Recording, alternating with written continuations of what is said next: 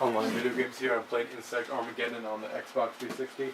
This game is also for the PS3 and it's for the PC as well. And you can buy it off Steam if you want it for the PC. I got it for $10.69 at Best Buy, $10 plus tax, so I think $10.59 or $10.69, probably $10.59. Came with free shipping.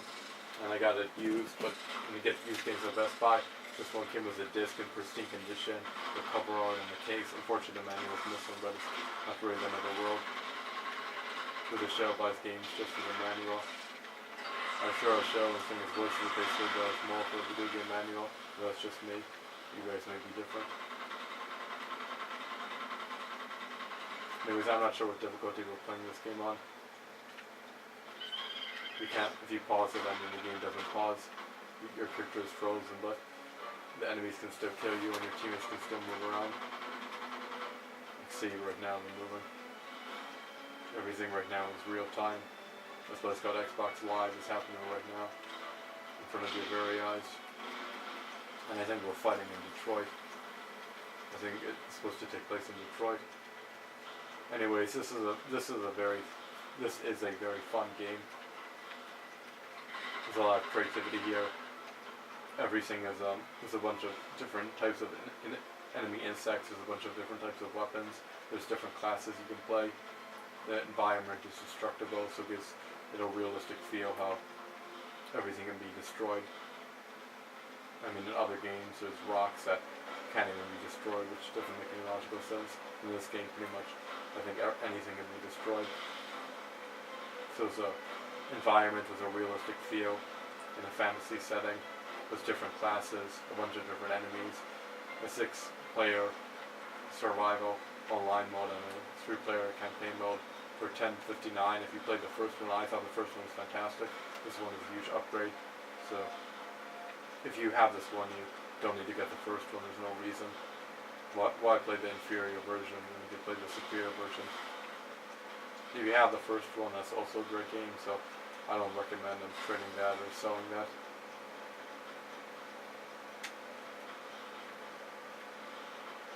Because, I mean, there's probably different levels in that game. It's original. And it's got a great campaign mode and it's still a lot of fun to play if you haven't played it. But if you beat the second one and you complete all the achievements and you beat on the hardest difficulty, then you can go back and play the first. You may find it more challenging because it seems like there is a lot less customization in the first as opposed to the second one. Where you could, in the second one you could customize your class, and the first one you can't. If you want more challenge, if you want a challenging game, go play the first. If you want the updated version, you could play the second. We're receiving data. Looks like there are no survivors and the lander is not salvageable. Lightning, you need to destroy what's left of the lander. We've added a pulse signal to the self-destruct countdown sequence. It should attract any nearby ravages and take them out in the blast. Make sure you get out of the blast radius prior to detonation or... well, it won't be good. Copy that. My electric shield.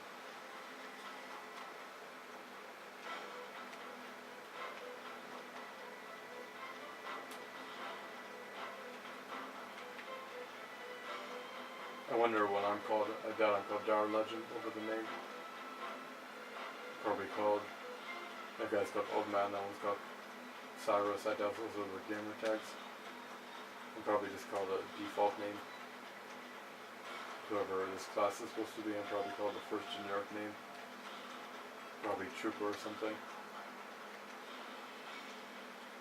That'd be funny if it was old man, young man, and middle-aged man. Just silly names. It's like, okay, we have masks on, and why are you associating our age? It's our name, which has nothing to do with our name. I don't know what we're waiting for.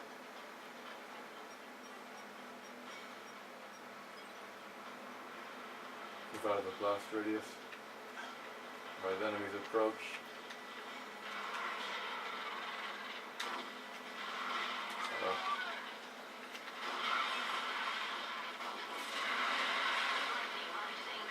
Take out those ravages.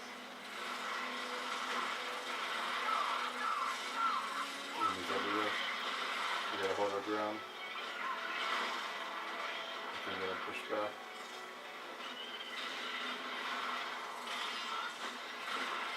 I got a shotgun though.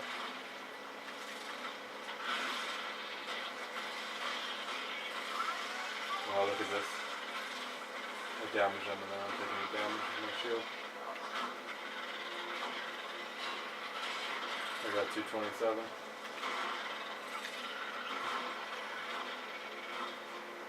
I guess a higher number is better. And I guess 300. Victory is mine. Too bad there's no auto aim or aim assist. I like being able to do a guaranteed chance to hit. Makes it like an MMO. You auto lock on.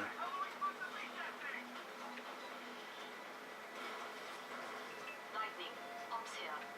You've got a bunch of ravages in the area, and as you can see, they are surfacing from what seems to be a giant anthill. This is pretty easy. Intel, any info for Lightning on these anthills? Get rid of that anthill. Has anyone seen the movie Ants? They're gonna be too happy if they saw someone playing this game. More ravages inbound, Lightning.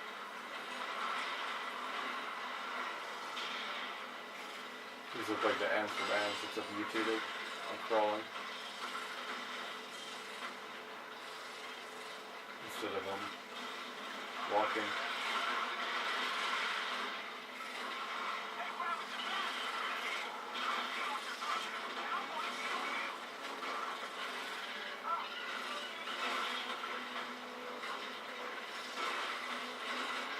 My armor boost. Make sure I can.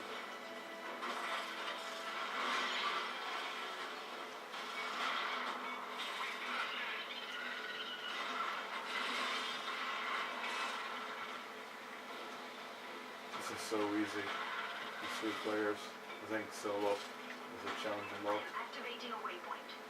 You group out the new rally point. Let's play this game on expert. There's just no challenge doing this. Upgrades, there's 3 players with triple the firepower. I mean solo and normal this could be a challenge. But if this is on normal and we've got 3 players, triple the firepower, it's just super easy. I think I'm gonna knock out with my own rocket and I doubt it's doing any damage. Or if it is doing some, it's not doing much.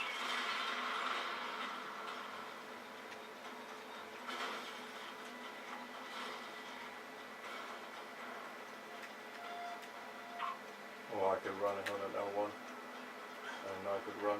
He could go faster than me. I'm not much sure.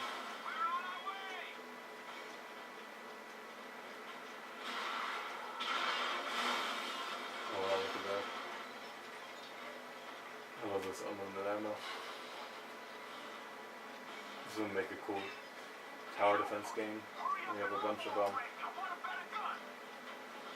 troops and use buildings as your towers, and troops shoot out of buildings, and you could summon ants and send out special soldiers. Great strategy game. Here are the MCPs. And a health pack that I don't need. I think I have extra armor now or something. Lightning, you've got contact. Roger, I'm engaging.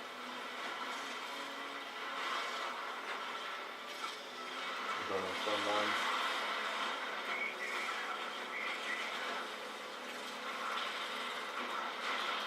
What I do.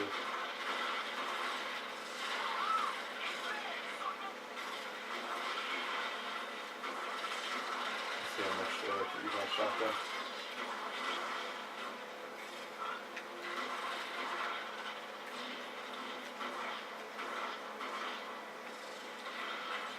Alright, stay tuned for the next part. And we continue this epic walkthrough / playthrough. There's Defense Force, Insect Armageddon. Stay tuned.